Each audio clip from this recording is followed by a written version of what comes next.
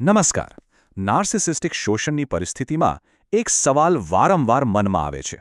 શોષણ કરનાર આવું કેમ કરે છે એ તો એક વાત છે, પણ આસપાસના લોકો શા માટે એનો સાથ આપે છે અને ઉલટાનું જે વ્યક્તિ પીડિત છે એને જ દોષી કેમ ઠેરવે છે? વેલ, આ ઘટનાને ફ્લાઇંગ મંકીઝ કહેવાય છે અને આજે આપણે એની પાછળનું મનોવિજ્ઞાન સમજીશું. આ એક વાક્ય આખી સમસ્યાનો સાર છે, ખરું ને? જે વ્યક્તિ નુકસાન પહોંચાડે છે એના કરતાં પણ વધારે આઘાતજનક એ લોકોનું ટોળું હોય છે જે એનો બચાવ કરવા ઊભું રહી જાય છે. આ જ એક એવી સ્થિતિ છે જે કોઈ પણ વ્યક્તિને સૌથી વધારે ગૂંચવણમાં અને એકલતામાં ધકેલી દે છે. તો આ બધું શરૂ ક્યાંથી થાય છે? જ્યારે કોઈ વ્યક્તિ શોષણનો સામનો કરે છે ત્યારે સૌથી પહેલો આઘાત એ નથી હોતો કે શોષણ થયું, પણ એ હોય છે કે બીજા લોકો એ વાત માનવાનો જ ઇનકાર કરી દે છે. આ આખી ગૂંચવણભરી પરિસ્થિતિ ઊભી કેવી રીતે થાય છે? ચાલો જોઈએ. અને આ જ તો છે મુખ્ય ભાવનાત્મક સંઘર્ષ. જે વ્યક્તિએ નુકસાન પહોંચાડ્યું છે એ પોતાની ભૂલને સ્વીકારે, એ તો લગભગ અપેક્ષિત જ હોય છે. પણ જ્યારે બીજા લોકો, ક્યારેક તો મિત્રો કે પરિવારના લોકો પણ એનો પક્ષ લેવા લાગે, ત્યારે જે વિશ્વાસઘાતનો અનુભવ થાય છે એ ખરેખર અસહ્ય હોય છે. તો પછી સવાલ એ થાય કે આ બધા સમર્થકોનું ટોળું અચાનક આવી ક્યાંથી જાય છે? જવાબ એ છે કે એ અચાનક નથી બનતું. એની પાછળ એક ખૂબ જ કાળજીપૂર્વક ઘડવામાં આવેલી વાર્તા હોય છે. ચાલો, આ વાર્તા કેવી રીતે રચાય છે એને જરા સમજીએ. મનોવિજ્ઞાનની ભાષામાં આ લોકોને ફ્લાઇંગ મંકીઝ કહેવામાં આવે છે. આ એવા લોકો છે જેમને નાર્સિસિસ્ટ પોતાના હથિયાર તરીકે વાપરે છે.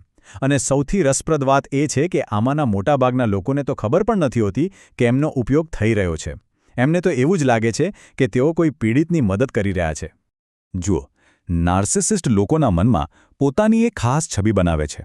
જાહેરમાં તેઓ હંમેશા શાંત, તાર્કિક અને એકદમ સમજદાર દેખાવાનો પ્રયત્ન કરશે. તેઓ એવી રીતે વર્તન કરશે જાણે એમની સાથે જ અન્યાય થયો હોય અને તેઓ પોતે જ આખી પરિસ્થિતિના ભોગ બન્યા હોય. આ જ એમની સૌથી મોટી રમત છે. તેઓ એવી વાર્તા ઘડે છે જેમાં તેઓ પોતે એકદમ સ્થિર અને સમજદાર દેખાય છે, જ્યારે પીડિત વ્યક્તિને અત્યંત ભાવુક, ગુસ્સાવાળી અને અસ્થિર તરીકે રજૂ કરવામાં આવે છે. હવે બહારથી જોનાર કોઈપણ વ્યક્તિ માટે આ વાર્તા પર વિશ્વાસ કરવો ખૂબ જ સહેલો બની જાય છે. પણ સવાલ એ છે કે લોકો આ ખોટી વાર્તા પર આટલી સહેલાઈથી વિશ્વાસ કેમ કરી લે છે?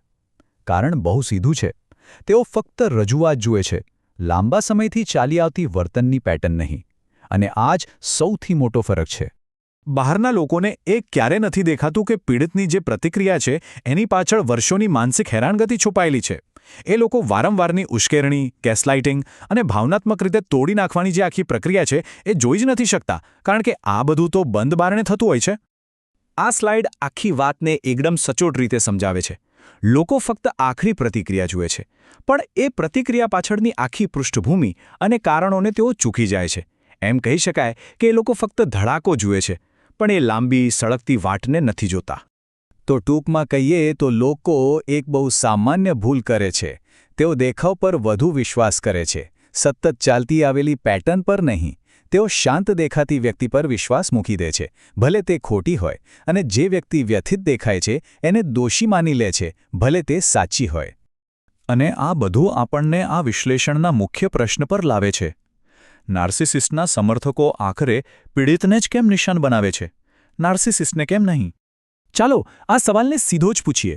આટલા બધા લોકોમાં કોઈ એક વ્યક્તિ જ શા માટે નિશાન બને છે? શું એનામાં કોઈ ખામી છે? અને જવાબ આશ્ચર્યજનક છતાં ખૂબ શક્તિશાળી છે. પીડિતને એટલા માટે નિશાન નથી બનાવવામાં આવતો કે એ નબળો છે, પણ એટલા માટે કે એણે બોલવાનું શરૂ કર્યું, એણે વિરોધ કર્યો અને એણે નાર્સિસિસ્ટે લખેલી સ્ક્રિપ્ટ મુજબ વર્તવાનું બંધ કરી દીધું.